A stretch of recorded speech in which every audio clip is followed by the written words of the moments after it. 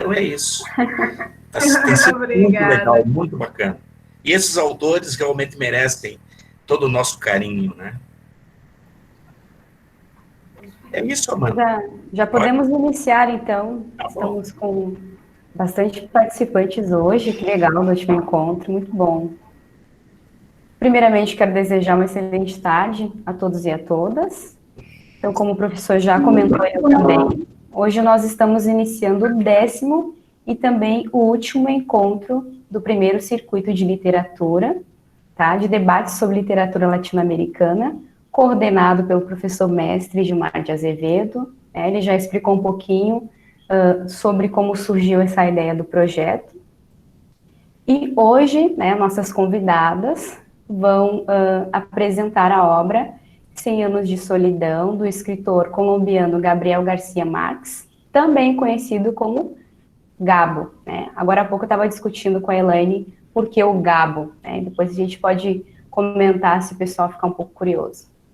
E hoje nós temos como convidada a professora Fanny Tessler, doutora e mestre em educação pela URGS, graduanda em História pela mesma instituição, atualmente é professora adjunta na UERGS, tem experiência na área de educação com ênfase em formação inicial de professores. E também a nossa convidada, Elaine Pinheiro, dos Anjos Camaquã, graduanda no curso de Letras, Língua Espanhola e Literaturas da Universidade do Estado da Bahia. Hoje é o último encontro, mas de qualquer forma, eu vi que tem um pessoal que está participando pela primeira vez. Eu sou Amanda, sou aluna do curso de Letras da UERGS, Universidade Estadual do Rio Grande do Sul. E eu acho que nós podemos iniciar. Vamos falar um pouquinho sobre quem é este Gabo e sobre a sua obra.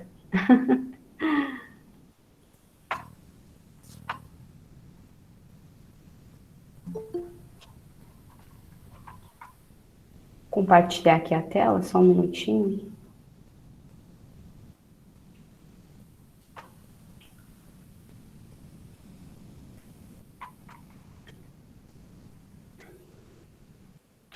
Posso iniciar, professor, por aqui? Sim, fica à vontade, Amanda. Tá perfeito, então. Eu vou iniciar apresentando um pouquinho, né, a biografia do autor. Aqui tem algumas obras, tá? Só para vocês olharem as capas do livro, né? Algumas obras que nós já comentamos, né? Que participaram do debate.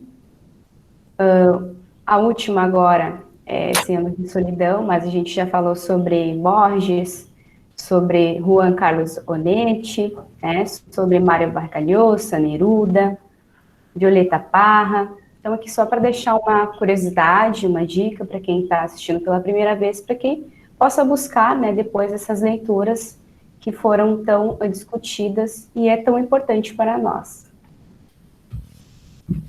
E, principalmente, já ia esquecendo, né, são as obras que fazem parte desse boom literário, né, sobre literatura latino-americana.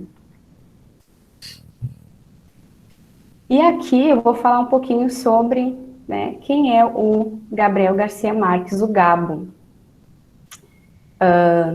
Tem uma citação dele: não chores porque já terminou, sorria porque aconteceu.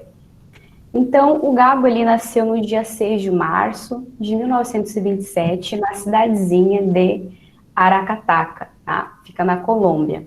Ele é filho de Gabriel Elígio Garcia e Luísa Santiago Marques. Eles tiveram 11 filhos e Marques, ele foi criado pelos seus avós maternos, tá? O seu Nicolas Marques, que era um veterano da Guerra dos 1000 Dias, e contou suas histórias e 1001 Noites. Sua avó lhe contava histórias do mesmo jeito que Kafka. Aos 17 anos, leu A Metamorfose e decidiu ser escritor a partir disso. Tá? Ele viveu seus primeiros 9 anos nessa cidade, na casa de seus avós, em Aracataca, e com 8 anos mudou-se para a casa dos seus pais, na cidade de Barranquilha, onde seu pai era o proprietário de uma farmácia. Depois disso, Aos 20 anos, se mudou para Bogotá, a capital da Colômbia, em 1947, e ingressou no curso de Ciências Políticas e Direito na Universidade de Bogotá, porém, ele não concluiu.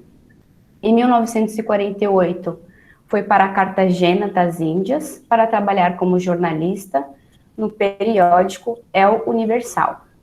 Depois disso, em 1949, ele voltou, tá, à cidade de Barranquilha como repórter do El Heraldo e participou de um grupo de estudos com o objetivo de estimular a literatura em 1954 no jornal El Espectador. Em 1958, ele foi trabalhar na Europa já como correspondente.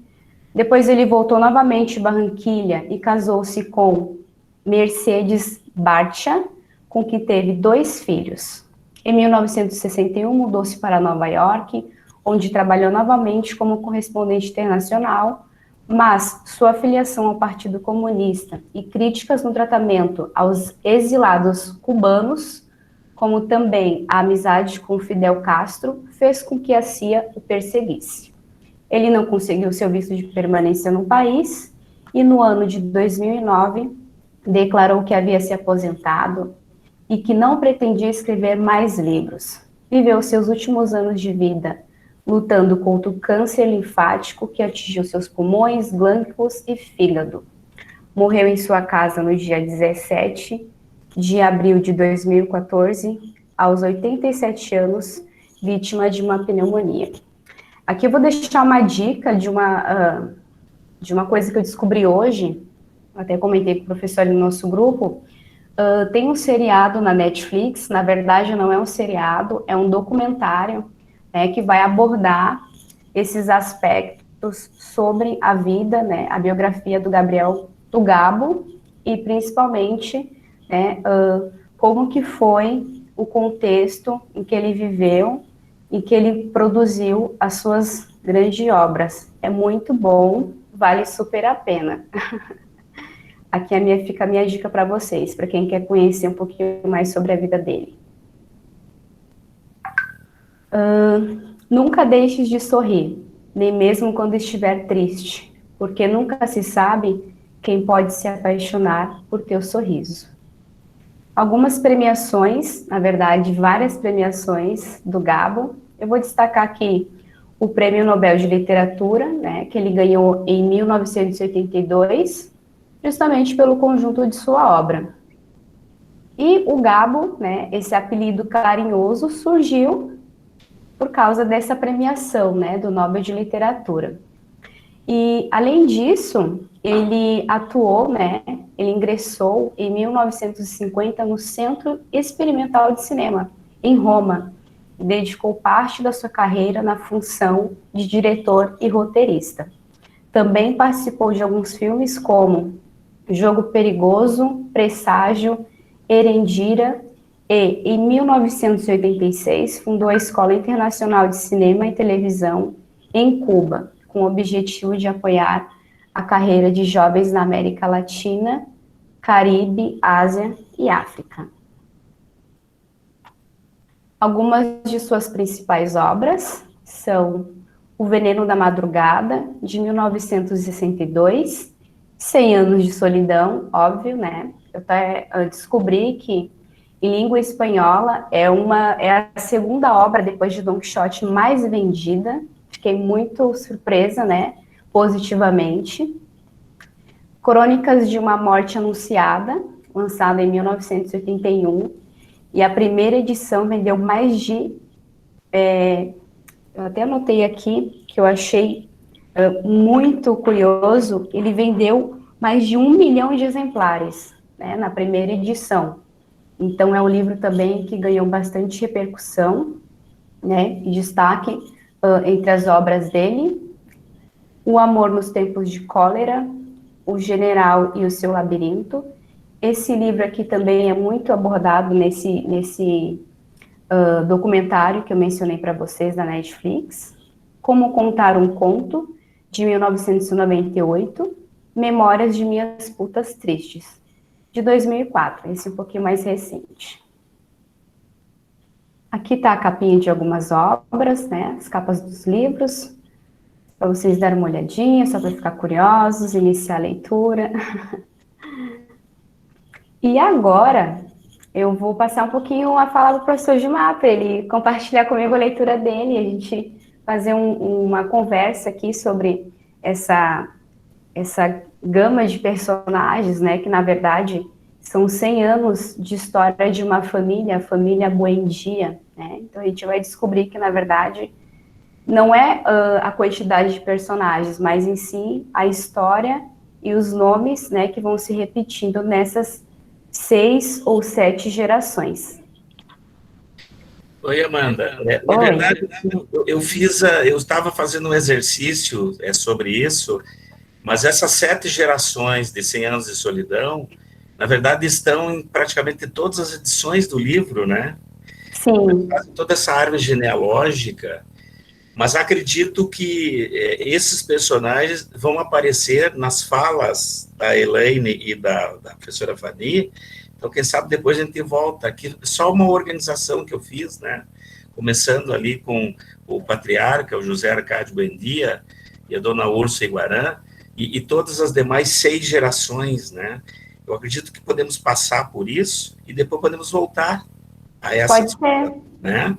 Então, eu vou pedir para ele me apresentar a máquina que a gente está, né, sim, atentos para conhecer este trabalho maravilhoso dela com a professora Adriana Borges.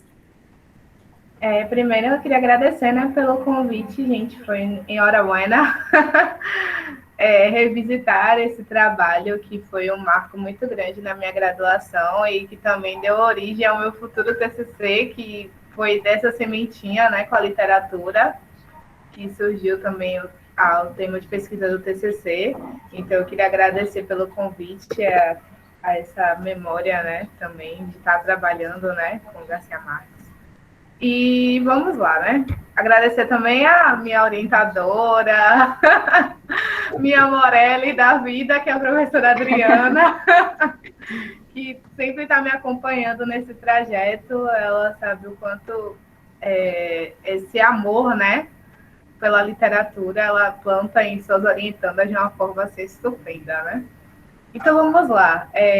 Trazer Soleil Matic para apresentar a vocês é bem engraçado, porque eu não esperava como surgiria essa máquina na minha visão de leitora. Quando a gente passa, eu estava comentando com a Amanda, né, que quando a gente pega a primeira vez para ler Garcia Marques, pega 100 anos de solidão, é uma experiência literalmente mágica, porque você entra naquela narrativa e você quer saber o que vai acontecer com aquela família, você se envolve de alguma forma, né, naquela família, naquela história, naquela trajetória. A gente conhece Úrsula, a gente fica curioso, né, em saber quem é Úrsula, quem são os Buendia. Então, você, como leitor, embarca ali, Gabriel te leva e você vai junto com ele, né? Então, e um questionamento que todo mundo fazia era: como é que eu vou entender 100 anos de solidão? Porque os nomes se repetem 1, 2, 3, 4, 5 vezes durante toda a narrativa. E aquilo ficou, realmente, eu estava na minha visão de leitora e pesquisadora e também ficava com essa inquietação. Repete o nome uma vez, repete a segunda vez, e a terceira, tem gente que desiste de ler por causa disso, né? Diz assim, não, eu já não estou conseguindo entender de quem que ele está falando agora, então aí acaba parando o livro. Mas esse projeto surgiu, né, com base também na máquina, que seria Rayuela Matic, que foi uma máquina criada para ler o livro Rayuela, o Jogo da Amarelinha.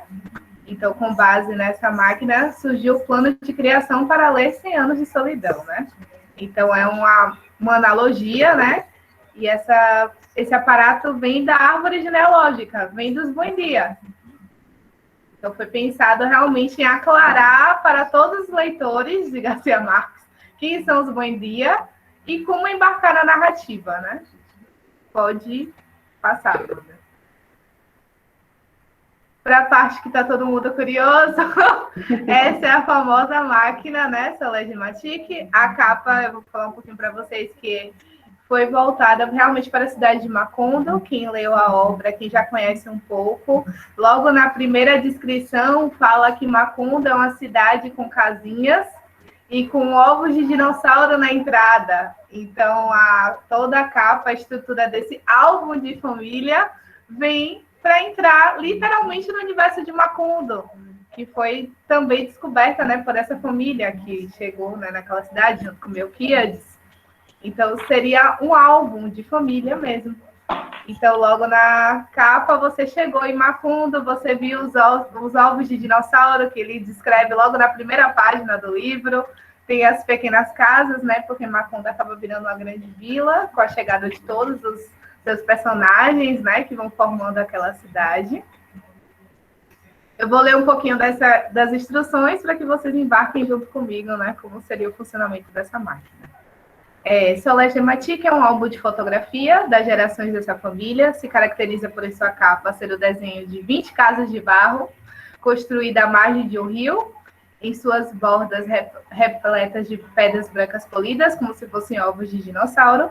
E para abrir o álbum, perceberá 2 fitas coloridas entrelaçadas com imã como cadeado. Então, se é para entrar nesse universo maravilhoso, até a capa desse álbum tinha que ser de forma maravilhosa também. Segundo ponto seria como é que a gente vai abrir esse álbum, né? Você pegou ali, Solé Gematique, e vai encontrar pequenos retratos 3x4 de todos os familiares.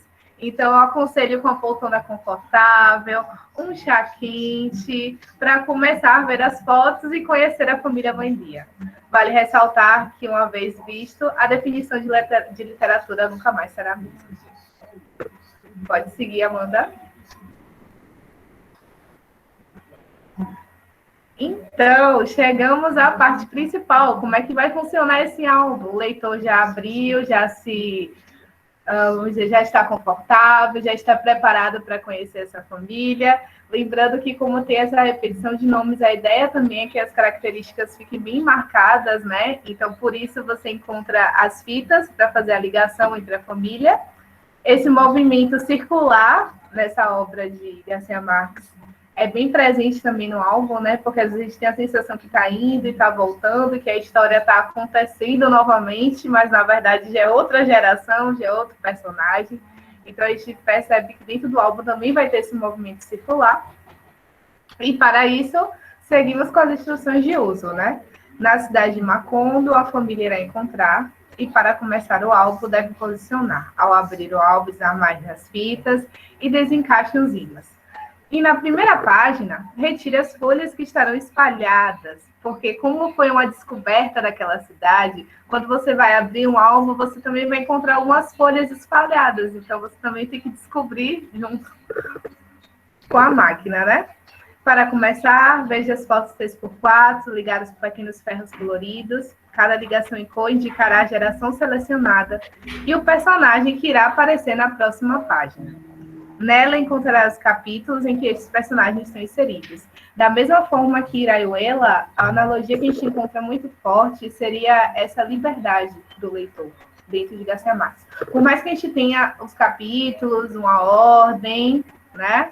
A gente vê que o leitor tem uma liberdade de encaixar também os seus personagens e se encontrar dentro daquela narrativa. Então, a partir disso, vocês vão encaixando as fotos 3x4, vão encaixando um personagem no outro e vão ter a sua história, né? Caso queira relacionar 2 personagens distintos, somente encaixe os ferros coloridos que o ligam no início da próxima página e abaixo aparecerá a descrição e como eles se relacionam na obra. E os capítulos para a leitura. Caso não veja semelhança em algumas fotos, são os outros personagens dessa narrativa, é de suma importância que os conheças também. Porque outros personagens, nós temos Melquíades, nós temos as esposas, nós temos a chegada dos ciganos dentro de toda essa obra, e que são de extrema importância para esse movimento circular. Nós temos também alguns fatos que acontecem, né? Como a ida de remédios para o céu.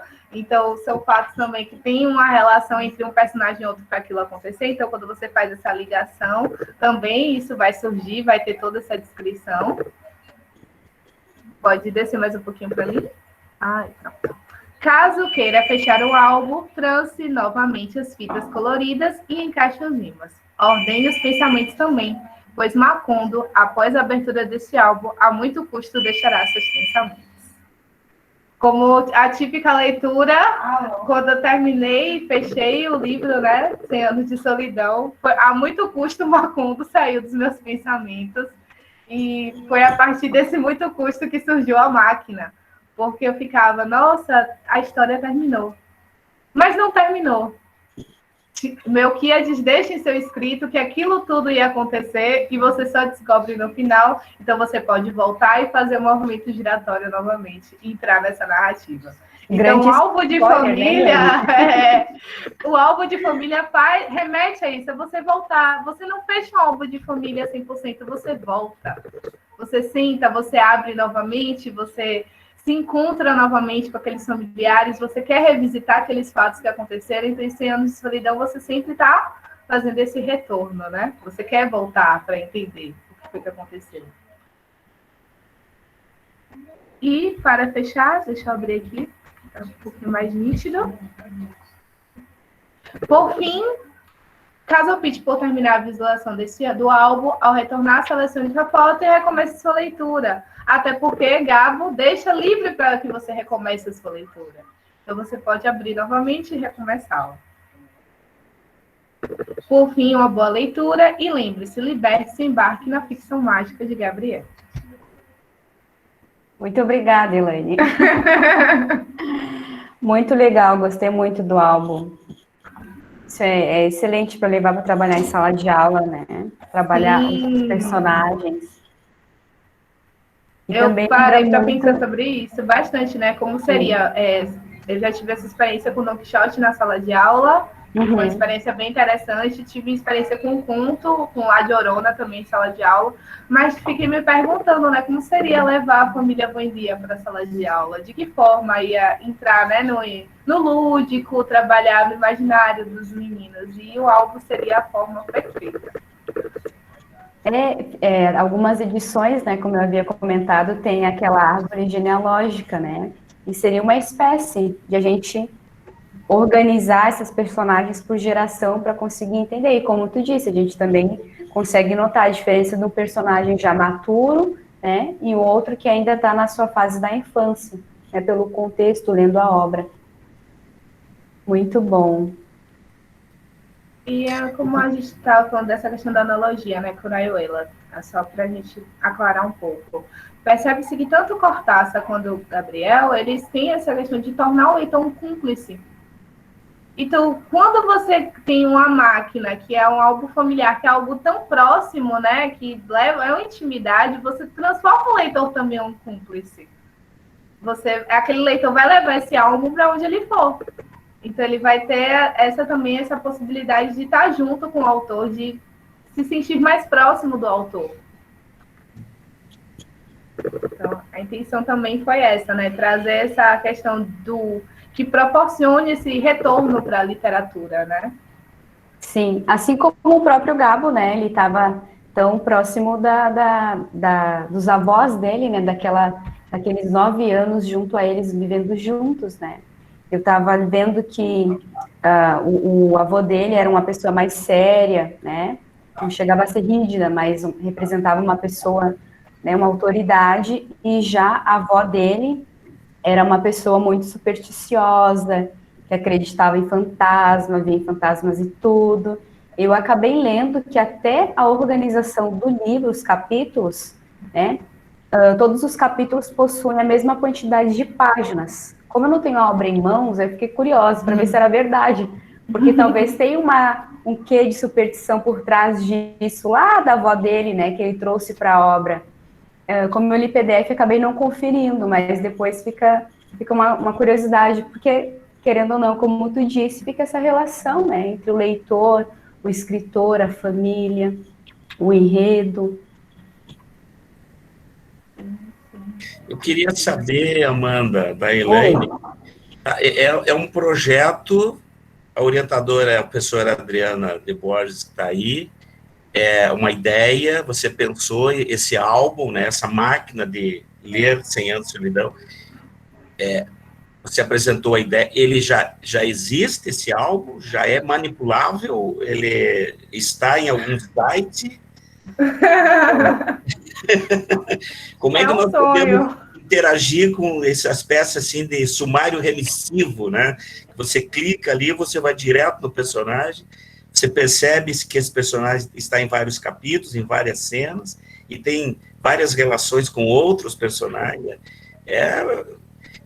Bom, literalmente é fantástico, né? É um realismo fantástico. Já existe isso? Olha, professor Gilmar saiu da pesquisa com vontade, com muita vontade de botar essa máquina para virar 3D, né? Para que as pessoas pudessem, até com a ideia de um aplicativo, né? A gente está numa era digital que os aplicativos estão aí em foco, né? Então, seria um aplicativo, seria uma ideia bem interessante para essa máquina, mas ainda não. Mas pensamos, saímos dessa pesquisa com um coração, assim, ansioso para ver como seria essa máquina em 3D. Fantástico. Posso falar um pouquinho? Sim, professora Adriana. Sobre isso, professor Gilmar. Na verdade, é uma pesquisa da UNEB, minha pesquisa de iniciação científica, que tem essa relação do Jogo da Amarelinha com o que o Jogo da Amarelinha propôs de renovação no romance e que outros autores hispânicos e também latino-americanos agora, que eu inseri autores brasileiros, como vocês viram na apresentação do Jogo da Amarelinha. Então, essa pesquisa ela não acabou. O que iniciamos com 3 bolsistas inicialmente foi um ano de iniciação científica. Então, o que nós fizemos foi projetar, fazer um esboço dessas máquinas para que, quem sabe, mais adiante, fazer uma grande exposição de realização dessas máquinas. Elaine falou do aplicativo, mas nossa intenção é o aplicativo associado também à ideia do mecânico, porque o leitor não pode estar somente, né, com um aparato em mãos, um celular, por exemplo, e jogando e lendo. Na verdade, é uma ideia do leitor também sair de seu próprio espaço e jogar nessa máquina, de ler Os 100 Anos de Solidão, O Jogo da Amarelinha e outras máquinas. Então, é preciso também ter um aplicativo, mas ter também um aparato, a máquina em si, um trabalho de mecatrônica. É uma ideia para mais adiante. Quem sabe a universidade de vocês, o curso de vocês, não pode entrar num projeto interinstitucional com a gente, né? Seria maravilhoso. Eu também acho.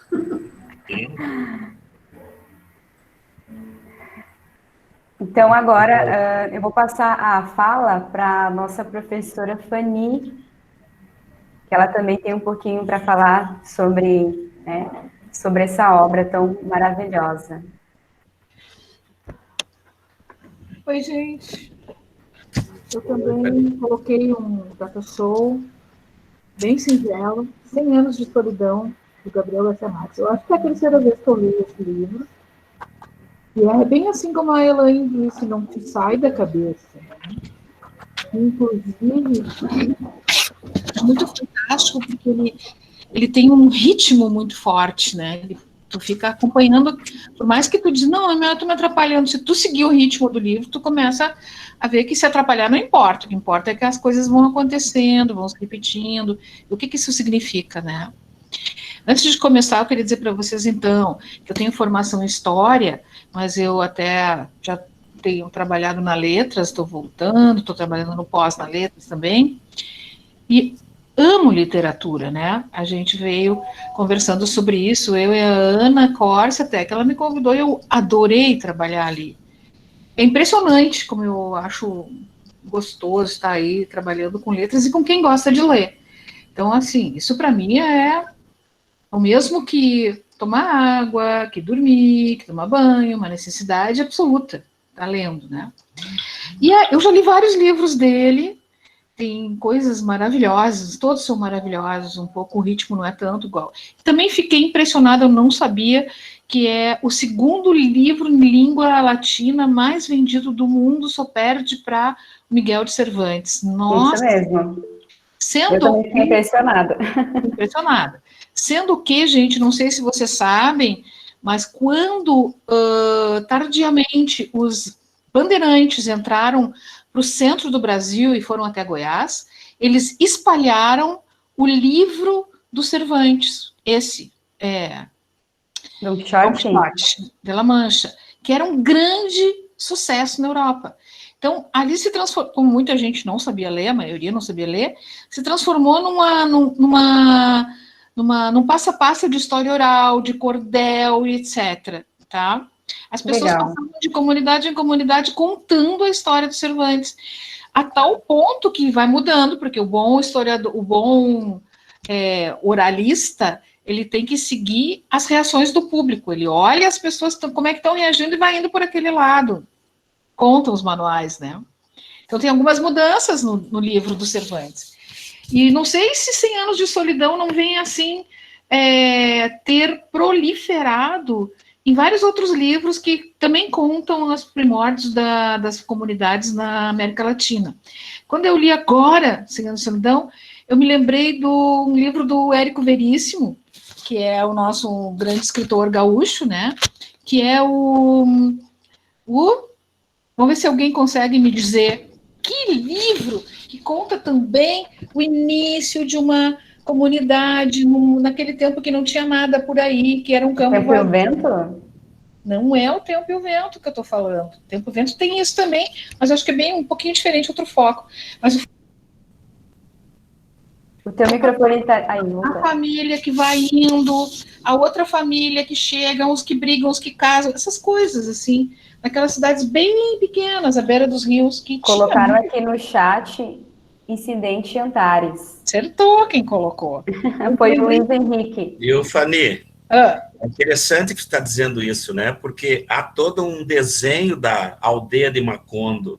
Sim. Como há o desenho da cidade de Antares, né?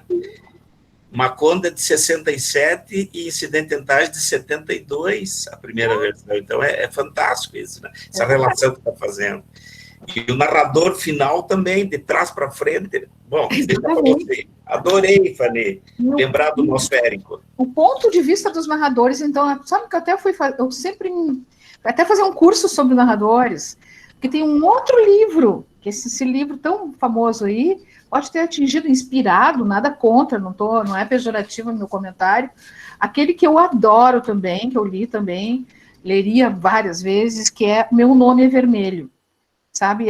Ganhou o prêmio Nobel também, é do Pumak Oram, que é um turco, né? Então, da Turquia, eu acho que deve ser o primeiro e único livro que ganhou esse tipo de prêmio da Turquia.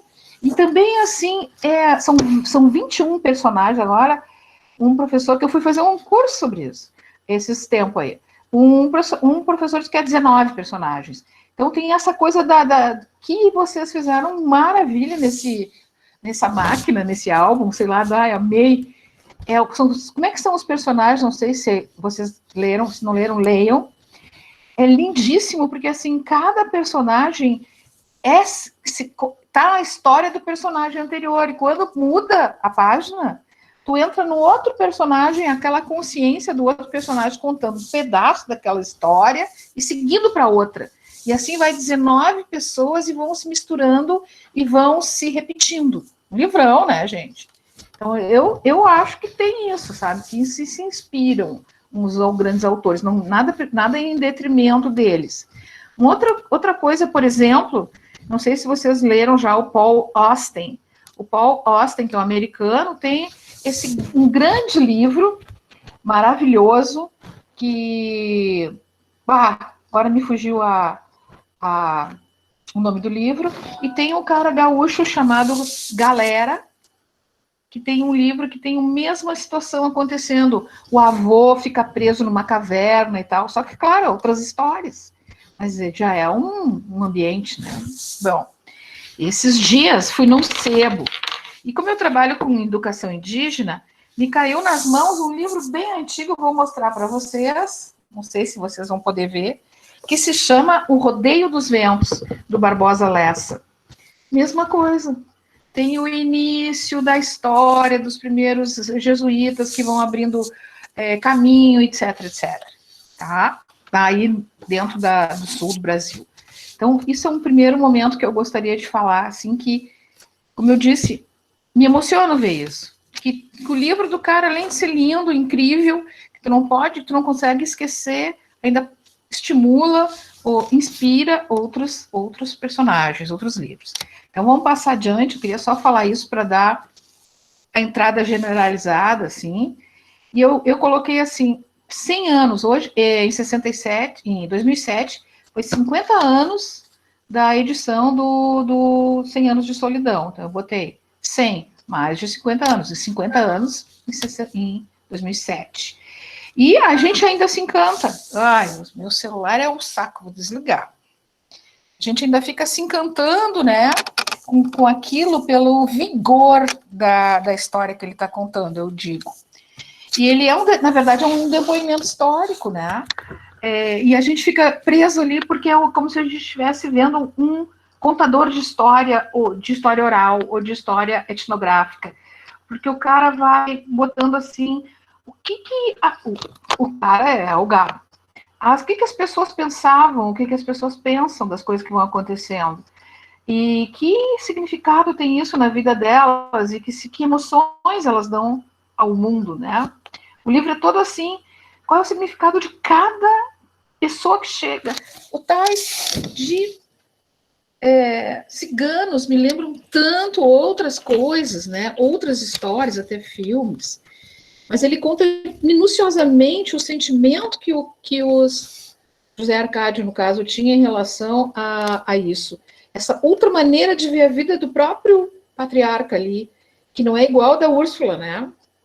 E de qualquer maneira, vocês já falaram, tem essa estrutura sofisticada, os personagens têm uma construção refinada, até mesmo aquele que engravida a moça lá e some do pedaço, depois volta, não sei quanto tempo depois. É simples, objetivo e refinado. Refinado porque, sim, é esperado até, é assim que funcionava. Então, é quase que temos aqui, além da estrutura grandiosa, a gente tem também, literária em si, a gente também tem essa questão de como as pessoas pensam, o que ele está dizendo, é quase um relato etnográfico, de cultura e gráfico de estar sendo escrito, tá?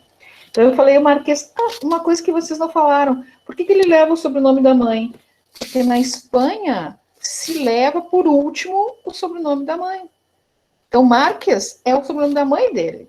E eles mantêm em alguns lugares aí, no Brasil, aliás, na América Latina, perdão, ainda esse costume. O sobrenome do pai fica no meio, e o sobrenome da mãe fica por último. Por isso que ele é Márquez. Aí eu estava lendo sobre ele, é claro, e aí também ele dizia que se baseava na realidade para compor seus livros, que enquanto permaneceram no lugar, no mesmo nosso lugar, desde que permanecessem, né, no lugar subalterno, e havia um interesse de um olhar estrangeiro que nos funda. Aí eu penso, não sei se está bem claro esse meu registro, mas a verdade isso combina com o fato da história, da antropologia, etc., existe uma tendência que quer deixar de dizer que a história só é válida se for a história dos vencedores, dos estados, dos reis, das guerras, mas que deve-se olhar para o lugar subalterno, dos subalternos, e fazer a história das mentalidades, a história do dia a dia, a história das pessoas reais. E aí esse livro é uma bíblia para isso. É incrível. Ele sempre dizia, o Gabo, que queria registrar o que ele achava do mundo cheio de absurdos, que é, né, com todo o exotismo de uma cultura latina comum, e não dos vencedores, dos reis, sei lá, mas do gente comum. Como é que pensam, como é que fazem? Olha, aparece nas repetições das cenas, das famílias e dos nomes das pessoas, e das situações, tu parece que está vendo uma ênfase naquilo que é do dia a dia, né? E que realmente é do dia a dia, porque não para ali, vai adiante, outra família, outra geração faz o mesmo, etc. Tem coisas incríveis também do realismo mágico, é óbvio. Aquela história da Úrsula sair não sei quantos meses e voltar depois com cheio de gente em volta, que está lá no começo do livro, é totalmente mágico isso, né? Até engraçado. E eu acho que esse cara, que o Gabriel Garcia Marques era um cara de bom humor, tá sempre rindo. E o texto é todo ele assim. Parece que ele tá contando uma piada. O rabinho de porco. Porco. E o cara que morreu virgem porque tinha realmente nascido com rabinho de porco. Não, é demais, né? É demais. Vamos lá, então. Eu não quero demorar demais, mas é que assim, é encantador tudo isso, né? Amanda passa mais uma. Então, eu botei lá 100, agora é o anos, né? Então, os 100 anos vai crescendo ao trazer os encantamentos da narrativa da oralidade. Eu gostaria de enfatizar isso. Quem é o contador de histórias, que eu já falei? E existem mecanismos típicos de contador de história, né? Da tradição oral. Vai se contando um para o outro, como todo mundo sabe, quem conta um conto aumenta um ponto, então vai mudando um pouquinho conforme os interesses ou a realidade. Então, é interessante também, além de a gente olhar para os subalternos, não ficar fazendo a história só dos reis, etc., é interessante que a gente consiga ver isso, né? Como funciona o passo a passo da oralidade, daquilo que as pessoas vão contando, né? E ele está contando a história da América Latina do dia a dia, né? Que é o eixo central da narrativa dele, e ao mesmo tempo ele tá falando de patriarcalismo, de ditadura, de natureza selvagem, porque tem uns lugares, umas horas que eles se perdem na natureza e voltam, não voltam, sei que lá, das culturas ancestrais que a gente tem aqui, que a gente nunca olhou, a gente nem olha, a gente não estuda, parece que ninguém sabe, é impressionante. Próprios meus colegas, às vezes, que não são da história e dão as disciplinas de história da educação, não sabem a importância dos jesuítas. Jesuítas marcam a educação. Por 200 anos, só eles têm um monopólio da educação no Rio Grande do Sul, no Brasil inteiro. E o Rio Grande do Sul só passa a ser incorporado definitivamente ao Brasil depois que eles são expulsos em 1759. 759. Eles chegaram aqui em 1506. Como assim? Eu também não estudei isso na escola, nem na faculdade. Eu fui lendo. Fui querendo me questionando sobre isso, né? Com a ajuda do Gabriel Garcia Marques, do Érico Veríssimo, etc., ver o que realmente tem na nossa história, que é a história do povo, do dia a dia. E daí, quando tu fala assim, Amanda, que ele era do Partido Comunista e Cuba, etc., então eu entendo melhor ainda essa postura dele de trazer a história do povo. Então, e também porque tudo isso, como eu coloquei ali, é a nossa própria vida, né? É a história do avô dele, do pai dele, da vida dele, mas é a nossa história. E a gente pensa que a nossa história é só o Dom Pedro II lá fazendo isso, Dom Pedro I, não sei o que lá. Não, isso é a história. A correria, a loucurada, o exotismo, a fala, a cultura patriarcal que a gente vive, né? Seguimos. Então, aí eu botei 100 anos de solidão. Então, ele gera, mesmo gerando enfoques múltiplos de realidade, porque, na verdade, tem gente que vem da cidade, tem gente que tal, acho que isso é importantíssimo, porque é assim, eu acredito que foi assim mesmo. Mesmo criada pela investigação, ou por uma intuição das forças históricas que estão acontecendo aí na América, mesmo vendo a verdade enquanto múltiplas formas culturais de episódios unidos por uma coerência complexa, porque é isso, né? São múltiplas formas culturais complexamente.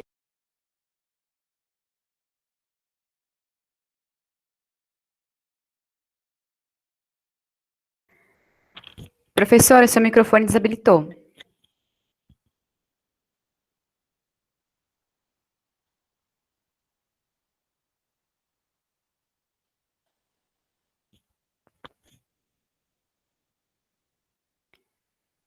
Professora Fanny, o teu microfone está desabilitado.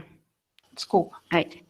mesmo sem querer mostrar a convergência do romancista e do historiador, na verdade tem muito de história, não só nele, mas também nesses outros autores que eu falei, Érico Veríssimo, etc.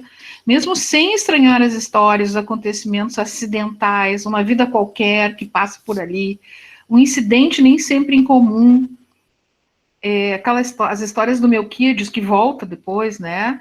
O autor leva o leitor a uma compreensão mais aguda do absurdo do todo que foi essa colonização. Afinal, a verdade, embora pareça inatingível, só pode ser alcançada na história inventada pela narrativa. E daí vem a questão da narrativa, que é tão cara ao pessoal das letras e que é cara ao pessoal da história também. O que a narrativa está nos dizendo? O que essa narrativa significa? Ela é um significante de uma coisa que existe como significado? O que é o significante, então? Então, eu estava falando, não sei com o que dizia, o símbolo traz a mensagem. Não, o símbolo é uma mensagem.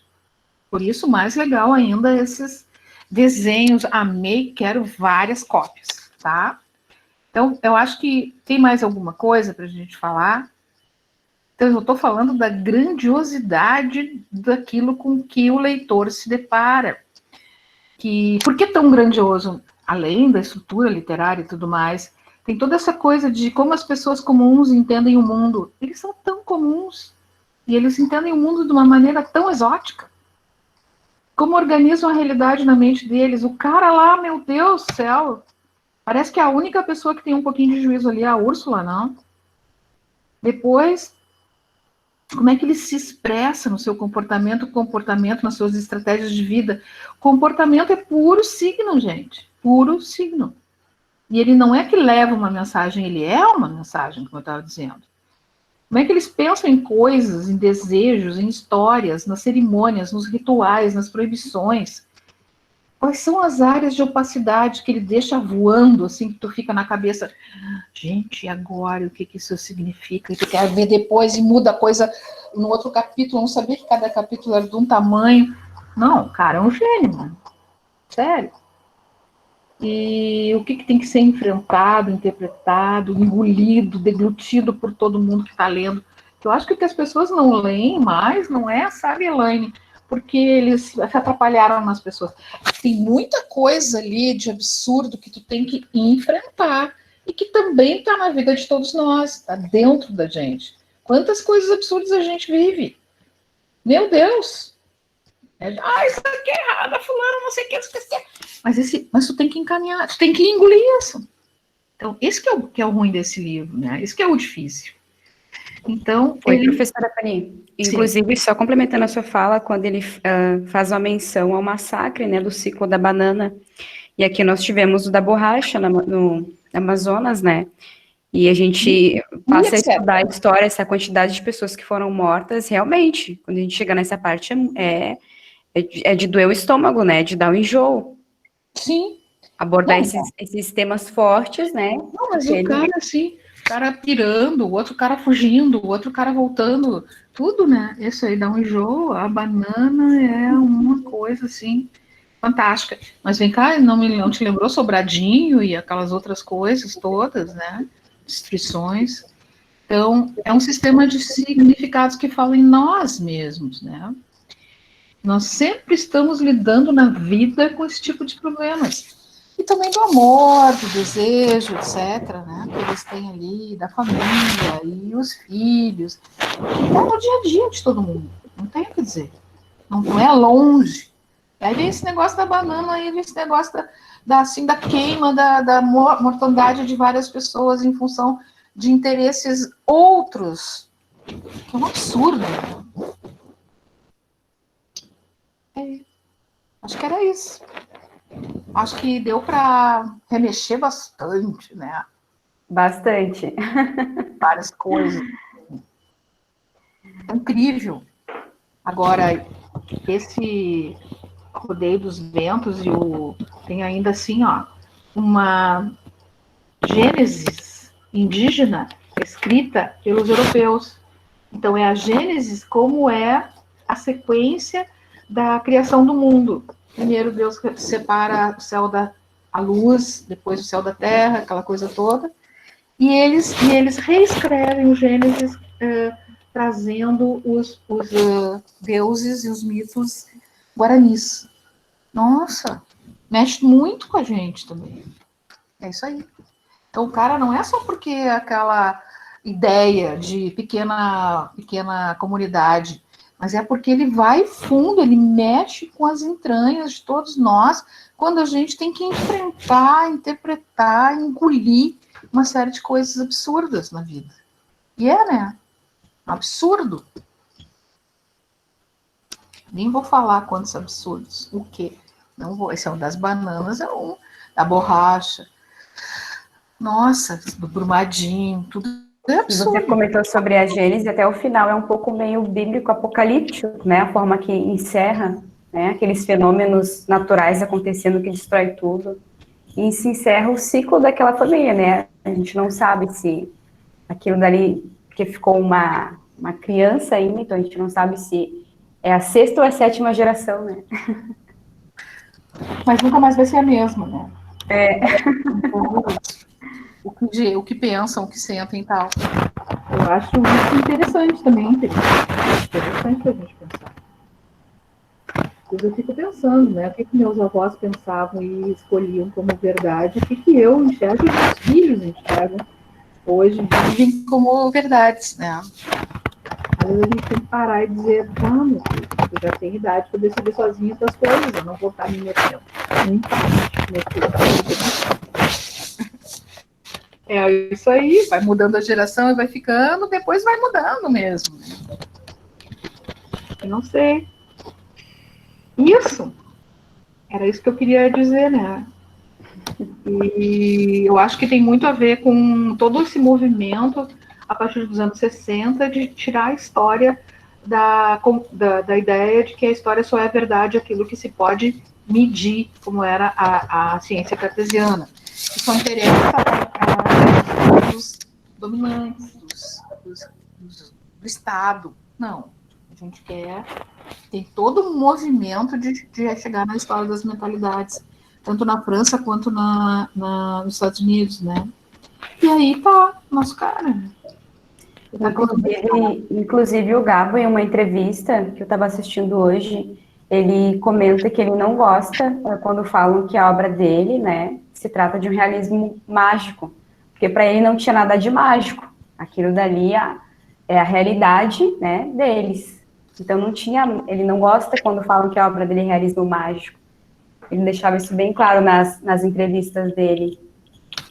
Que legal, não sabia disso, porque ele está dizendo com isso o quê?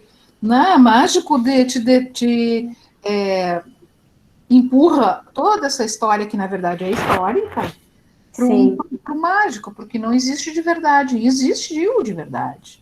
Com certeza. E ele queria expressar isso, né, fazer essa catarse na obra, porque no documentário tem uma cena em que ele volta à cidade dele, Aracataca, e se encontra com seus familiares, os vivos ainda, e ele passa dias, né, conversando com eles, pedindo para que eles contem todas as histórias deles, antes de ele iniciar a escrita do 100 Anos de Solidão. Eu achei isso...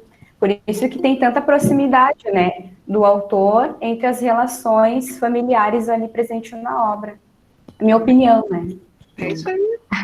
Né? A obra toda. Claro, é minha opinião. Então, assim, essa é a minha opinião. E eu vi vocês agora. Boa tarde.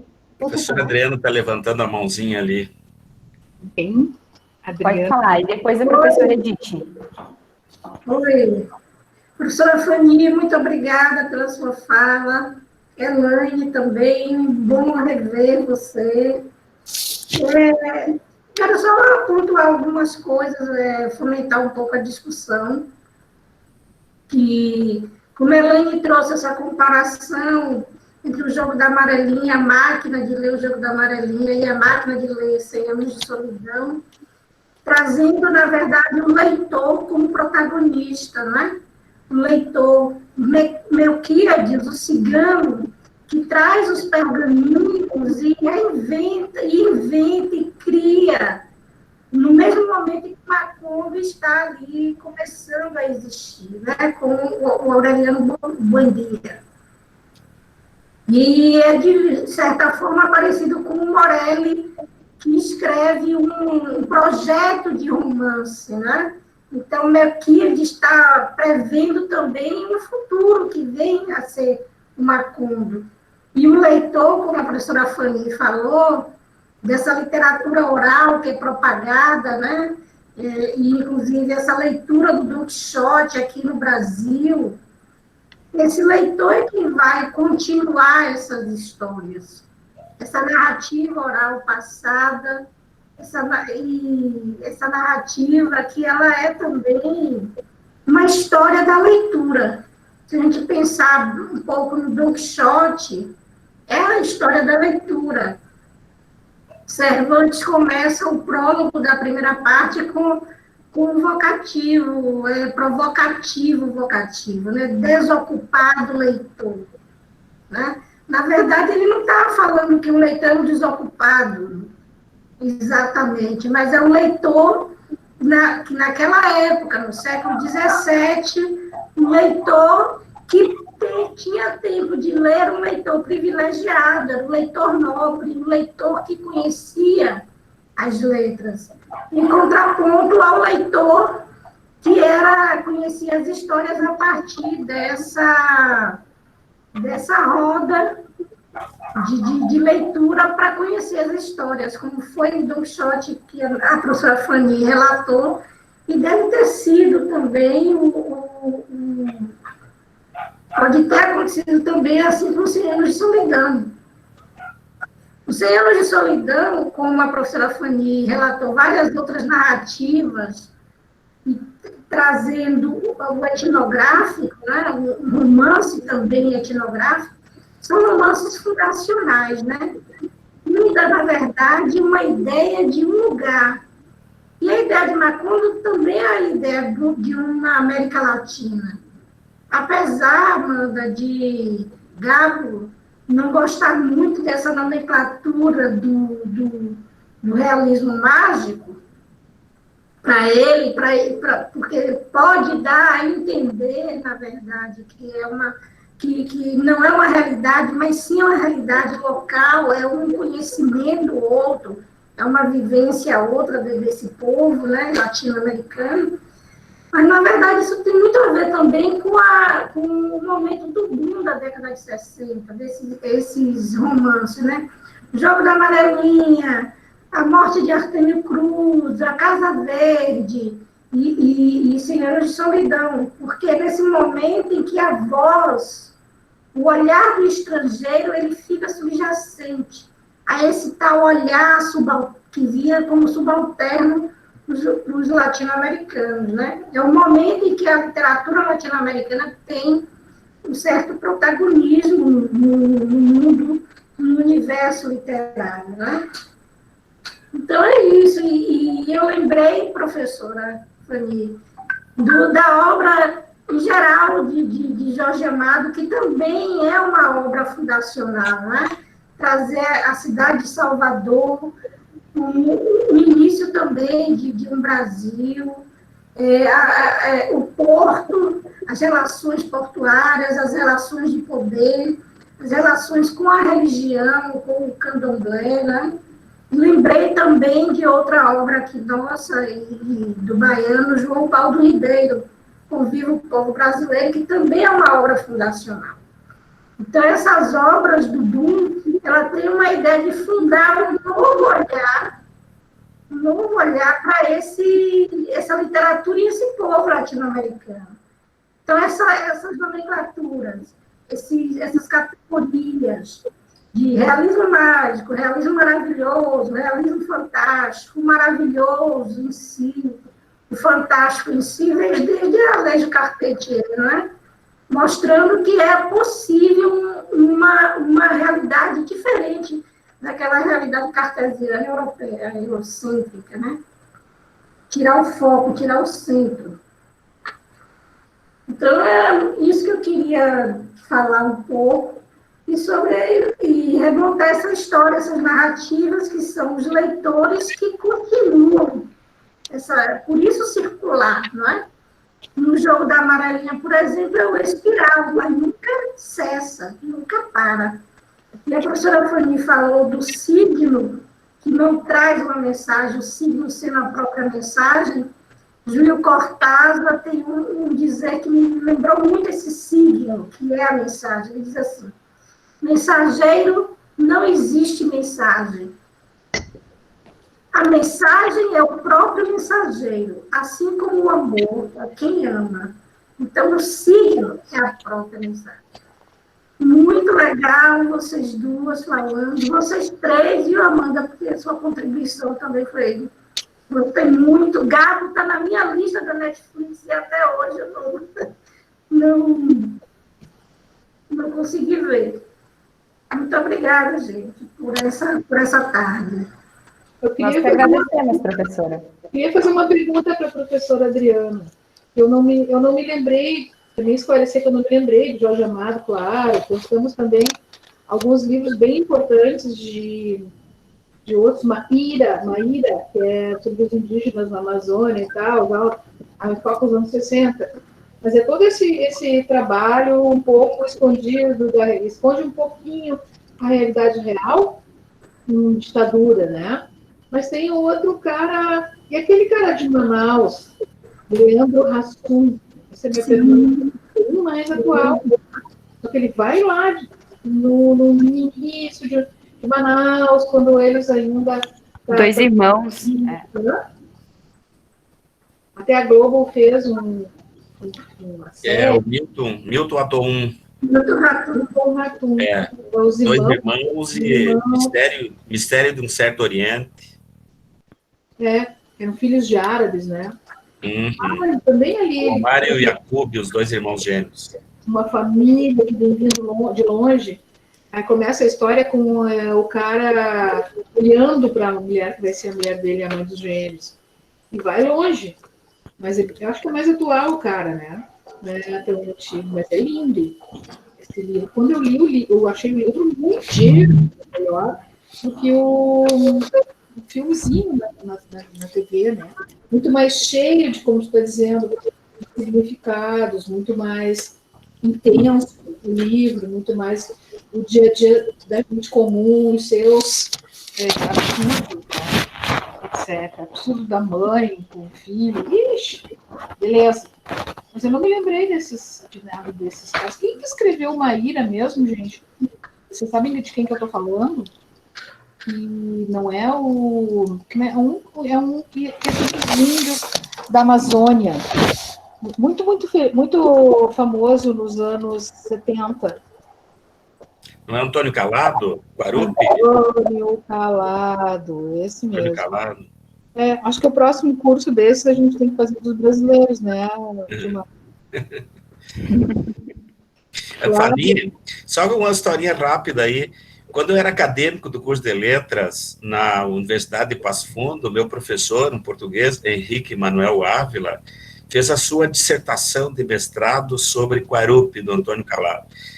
Guarupi deve ter umas 340 páginas, mas a dissertação de mestrado dele tinha quase 600 páginas. Foi o primeiro, assim, não, assim, eu fiquei absorto, né, quanto ele escreveu sobre o Antônio Calado, sobre o Guarupi, né. Mas eu não sei se a professora Edith quer falar, eu levantei a mãozinha aí que queria fazer um comentário.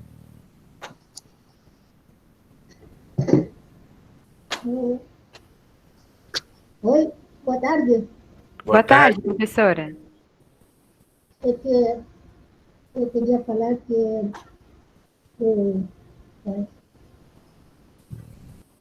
esse livro, Os 100 Anos de Solidão, não sei se falaram aí, o Gabriel García Márquez, ele demorou 10 anos para escrever.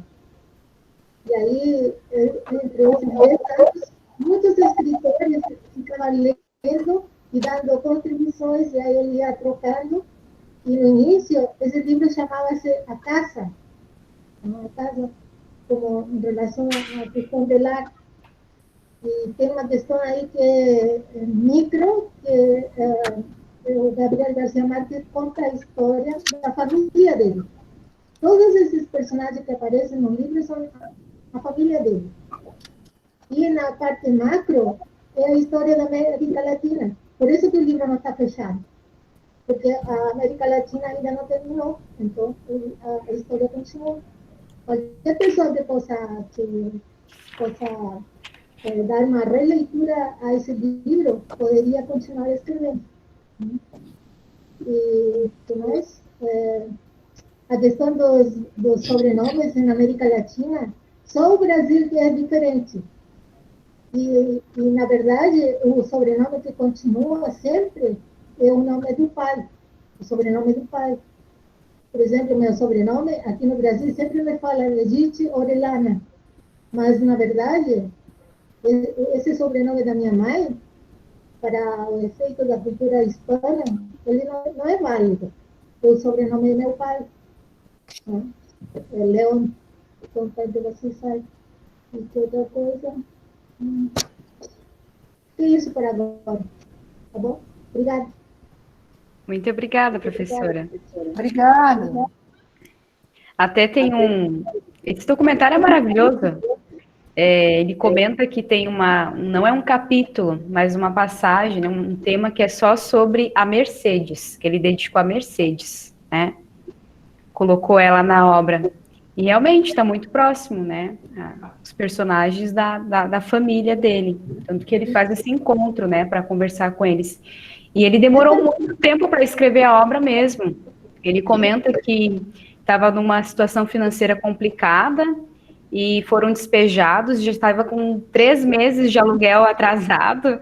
E aí a pessoa ligou e falou assim: olha, tu tem que pagar, senão amanhã vocês não... E aí ele falou com a mulher dele: não, fala que eu dou minha palavra. E aí ele perguntou, quanto tempo para terminar o livro? Ele falou assim, coloca mais 6 meses. E o cara aceitou, ele ficou mais 6 meses para poder escrever o livro, sem pagar o aluguel. Então, teve bastante história para sair esse livro. Sabe que eu recomendo vocês a ler um livro que é uma entrevista. É um livro jornalístico que eu adoro pelo cheiro dessa fruta, porque no Chile não tem goiaba. Então, para mim é maravilhoso. É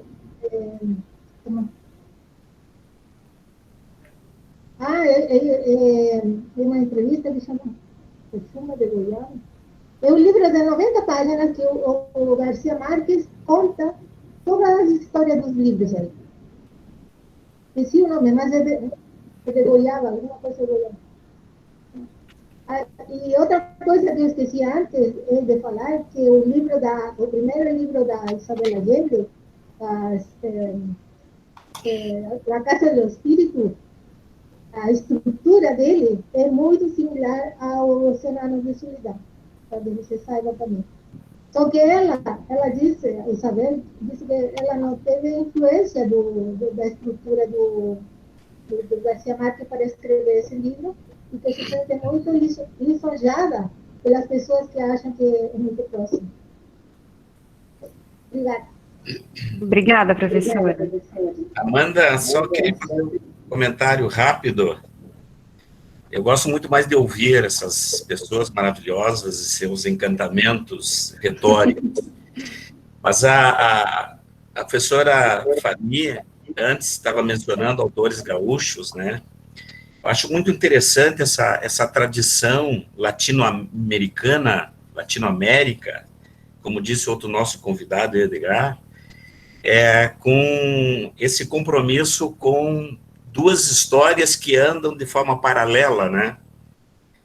A história histórica e a história literária.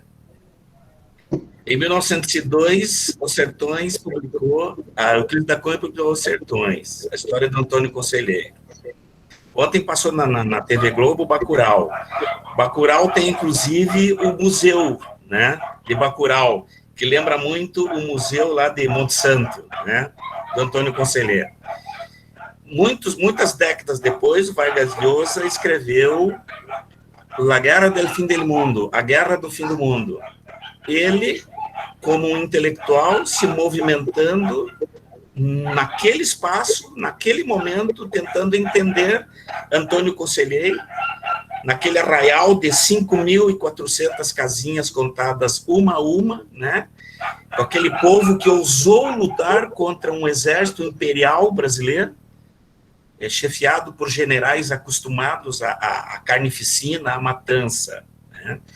Então, o olhar do historiador, de forma narrativa, artística, sobre um fato histórico, verossímil, mas a partir da arte.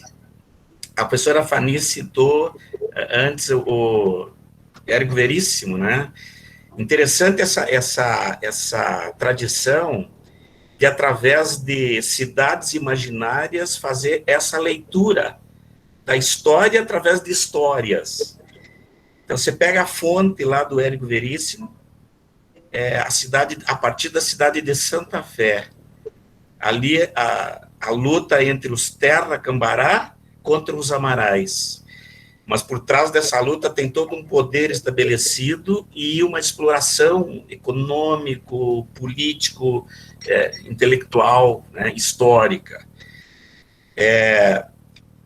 No Rio Grande do Sul também, o Josué Guimarães escreve, por exemplo, Camilo Mortágua. Camilo Mortágua já é a partir de Porto Alegre, através do Camilo Mortágua, de toda aquela trajetória que ele faz da cidade de Porto Alegre, que é uma tradição que vem lá do Dionélio Machado, em 1935, com Os Ratos, a mesma trajetória de Porto Alegre, para mostrar os mandos e desmandos de uma elite burguesa conservadora, através de um sistema planejado, organizado de exploração.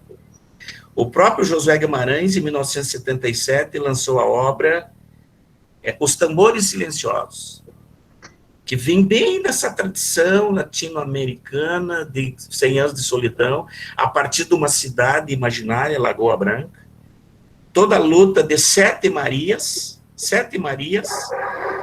sendo uma delas muito específica, a Maria Pilar, que era cega, surda,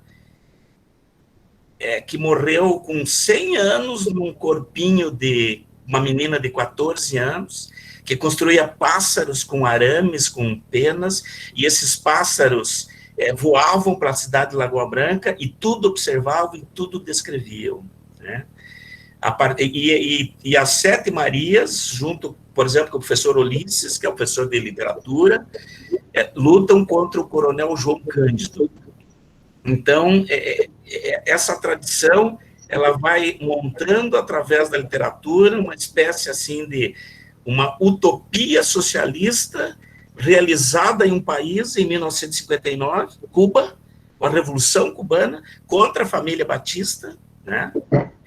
Patrocinada pelos norte-americanos, que se espalha, talvez não como um sistema político libertador, mas pelo menos na arte.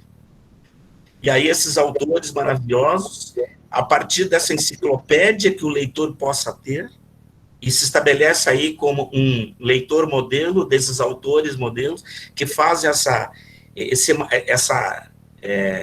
leitura ou essa construção cooperativada para chamar a atenção exatamente disso, que a professora Edith estava falando agora há pouco. A América Latina ainda está à procura de algo. Esses autores nos mostram alguns caminhos, né? E esse caminho, como disse a professora Adriana, vem através do realismo mágico, porque é uma espécie de metaficção historiográfica. A história por si não dá conta da grandiosidade da luta desses povos, da cultura desses povos, dos anseios desses povos. Então, nós poderíamos dizer, por exemplo, que o roteiro do filme Bacurau, aí do queridíssimo Cacá Diegues, né, um dos diretores, vem exatamente nessa estrutura, nesse caminho, aí, nessa janela aberta, para mostrar exatamente que existe uma violência exacerbada, que existe uma exploração exacerbada, e que nomeia-se em direita, centro, esquerda, mas, na verdade, são os anseios de libertação de um povo que é sedento ainda de sua liberdade, né? Então, 100 anos de solidão nos mostra exatamente isso, através dessas 7 gerações, esse amaranhado de histórias, esses 100 dias que imitam as 1001 noites, né? Porque vão estabelecendo exatamente essas imagens, essas cenas que nós buscamos, e é impossível explicar 100 anos de solidão. Cada um vê uma cena de forma diferente. cada um vê um personagem, aquele personagem repetido, que se retransforma, né, que se modifica. Essa questão que o professor Adriano coloca, assim, sempre a presença do leitor que vai construindo a sua narrativa, né? O cigano Melquíades, os pergaminhos que misturam línguas indígenas, que misturam latim, que misturam sânscrito, o próprio Aureliano, o personagem final, que nos lembra um pouco, o professor, está lá no final de Incidente Antares, do Érico Veríssimo, que no momento em que lê os documentos da cidade de Antares, percebe que aqueles 7 cadáveres insepultos, que morreram e não foram sepultados e voltaram à vida, contam a história de Antares a partir de um incidente. Então, nós estamos cheios de incidentes, né? A cidade organizada de Santa Fé está no papel, lá no museu, em Cruz Alta. Tem toda a cidade desenhada de Santa Fé. Lá na UPF tem a cidade de Lagoa Branca desenhada por Josué Guimarães. Ele chegou a desenhar na parede. No Wikipédia, aí na internet, está a aldeia de Macombo, a cidade de Macondo, desenhada, organizada. Então, isto é a América Latina. E uma América Latina repensada, posso estar falando uma grande besteira, a partir de uma ousadia de um pequeno país latino-americano, ali na região do Caribe, ali, né, que ousou lutar contra uma superpotência e buscar aquilo que até hoje se busca. Por isso que, desculpe atualizar a leitura, em nome de um bolsonarismo absurdo, se fala tantas besteiras sobre comunismo, sobre socialismo, sobre representantes dessa ordem, sem conhecer essa ordem, sem conhecer a utopia, o desejo de que poderia ser e que não foi. Mas é uma construção crescente, né? E a literatura dá conta disso, porque a história até pode dar conta, mas não é tão acreditada quanto a literatura. E contar essas histórias a partir do realismo mágico, aquilo que não se explica de forma racional, mas que se explica através da alegoria, é muito mais gostoso, é muito mais artístico, chama mais atenção. Então, daqui a 1000 anos, nós ainda vamos reler 100 anos de solidão, pensando exatamente nessa perspectiva de construção que foi lá em 1967, de 62 a 67, e na nossa imaginação, na nossa mente. Porque nós, leitores, estamos construindo narrativas que se constroem nessas narrativas. E aí que está a beleza da literatura, da arte, e do encontro como esse. Né? Isso aí.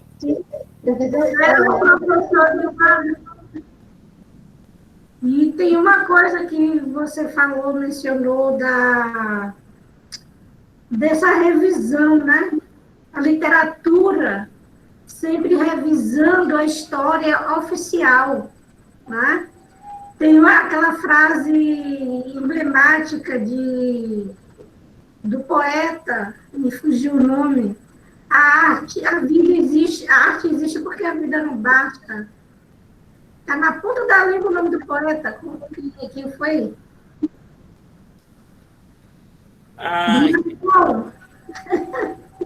Meu Deus.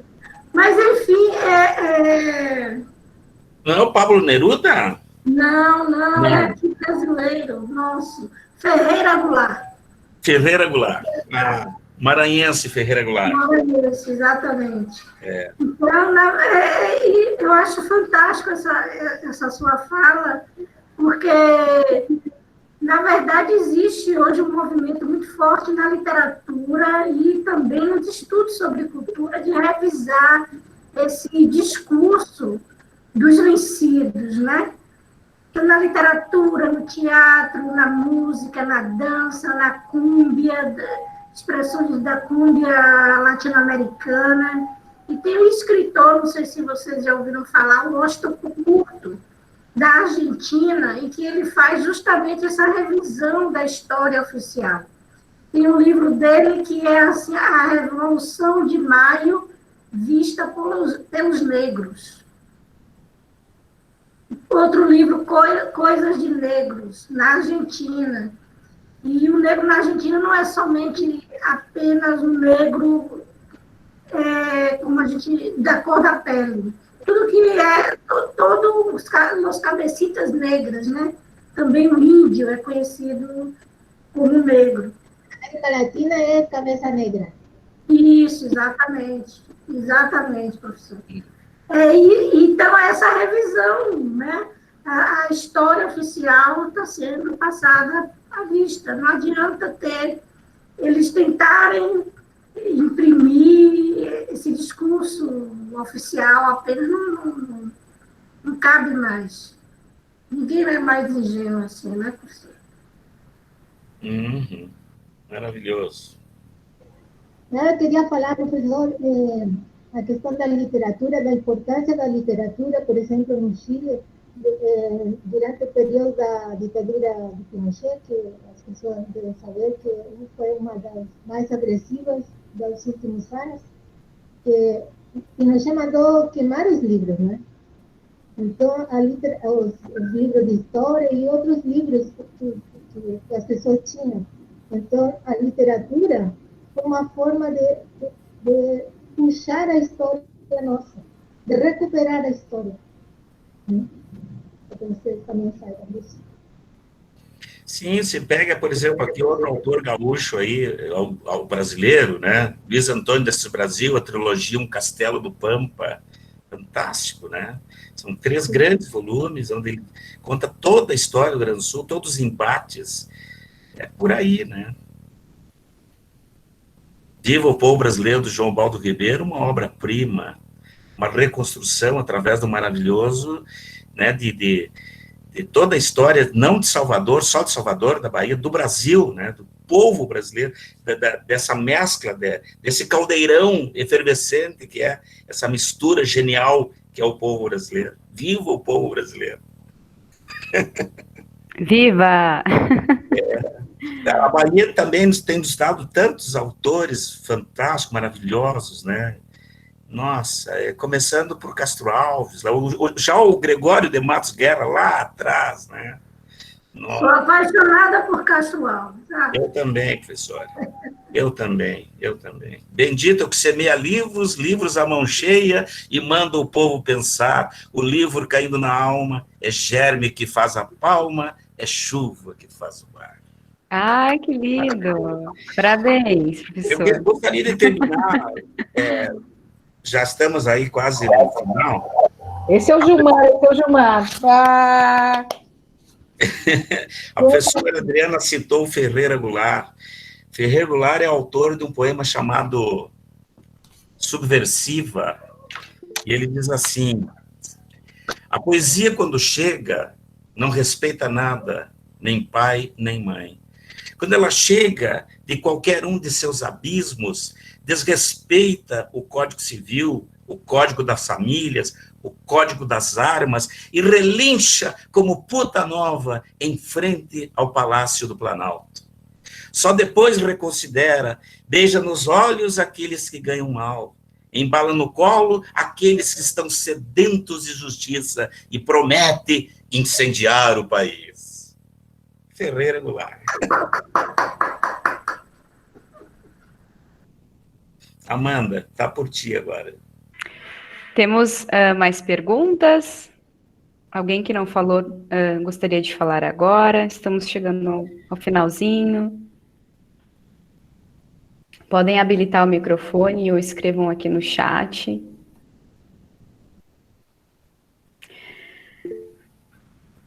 A Lisiane quer só agradecer. O João está agradecendo também. Professor, você quer passar aquele vídeo que você me mandou como fechamento ou não? Não, acho que não. Não? Então tá bom. Antes de você terminar, então, é só 1000 agradecimentos a todos que participaram nessas 10 sessões, né, de primeiro ciclo de debates, o ERGS, sobre a literatura latino-americana. Hoje, especialmente, a Elaine, que nos agraciou com a sua fala, e Elaine, esse teu amor pelas coisas que faz é uma coisa, é algo contagiante, é encantador. Continua, e quando essa máquina estiver pronta, por favor, compartilhe conosco, tá? Aqui nós temos antes a professora Ana Maria Costa podia falar um pouquinho, nós temos também o projeto Fabulando, e está pensando, o João está aí, também está à frente do projeto, uma máquina maravilhosa de contar histórias extraordinárias. É a máquina caça-níqueis, que vai ser reinventada para contar histórias. Olha que coisa genial, né? É fantástico isso. E a professora Adriana está aí novamente, a professora Fani, querida colega, a professora Fani, que hoje nos encantou com suas reflexões, né, sempre proveitosas e muito profundas. A querida Amanda, que hoje está completando o 10º encontro à frente do grupo, como mediadora, muito mais do que mediadora, né? Ela que organiza os cards. No início nós tivemos o Tiago, a Luciane Simões, que também nos ajudaram bastante. Os nossos queridos acadêmicos. Olha, hoje nós chegamos a 31 pessoas aí, que coisa maravilhosa, né? E alguns estão aí desde o primeiro. Prometemos que vamos pensar no segundo ciclo, daí autores mais contemporâneos, né? E vamos reconvidar os que já participaram do primeiro. Então, só agradecimento, e foram momentos encantadores. Nós precisamos disso. Precisamos como pessoas, precisamos como pensadores, como intelectuais, como acadêmicos, como professores, como amantes da literatura, da vida, da arte. Precisamos. E esse momento, se por um lado ele está nos atrapalhando em muitas situações, por outro, está nos aproximando. E nós estamos nos transformando com isso, em seres melhores. Ainda bem. É isso, Amanda. Professor sempre poeta no fechamento. Quero agradecer especialmente a Elaine, a professora Fani, as nossas convidadas de hoje, e aos nossos, né, palestrantes de outros momentos e colegas do curso. Muito bom, todas as discussões foram muito enriquecedoras para nós como alunos, para os professores, e espero que nos encontramos em breve. Muito obrigada pela participação de todos, desejo uma excelente noite, e continue lendo, continue fazendo reflexões, isso é importante para todos nós. Beijos, pessoal!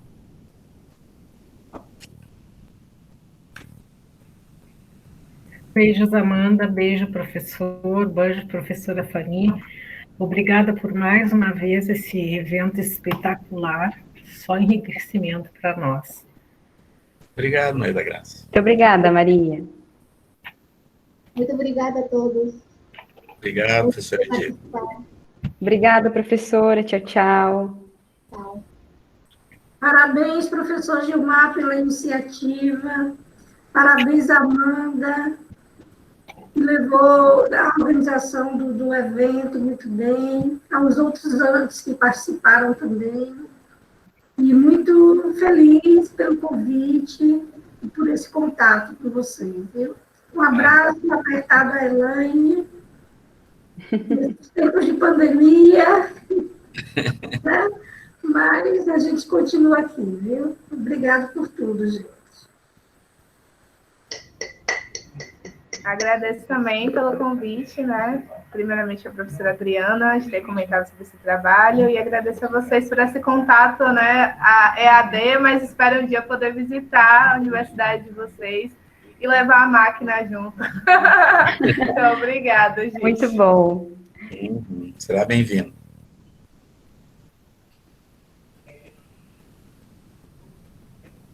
Obrigado, senhor Adriano. Tudo de bom.